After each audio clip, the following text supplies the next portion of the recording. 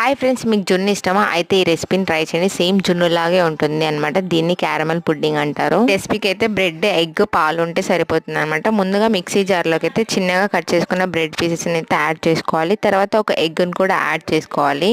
4 to 5 pieces of bread కి అయితే ఒక ఎగ్ తీసుకుని దాన్ని బట్టి మీరు క్వాంటిటీస్ చేంజ్ చేసుకోవచ్చు. తర్వాత కొద్దిగా షుగర్ ని అయితే యాడ్ చేసుకొని బ్లెండ్ చేసుకోవాలి. చేసుకొని పక్కన పెట్టిన తర్వాత అయితే మనం క్యారమల్ షుగర్ అయితే రెడీ చేసుకోవాలి. దానికి ఒక టేబుల్ స్పూన్ షుగర్ ని అయితే బాగా మెల్ట్ చేయాలి. మెల్ట్ చేసిన తర్వాత అయితే మనమైతే ఏ బాక్స్ అయితే చేస్తాం దానికైతే గ్రీస్ చేయాలి నెయ్యితో.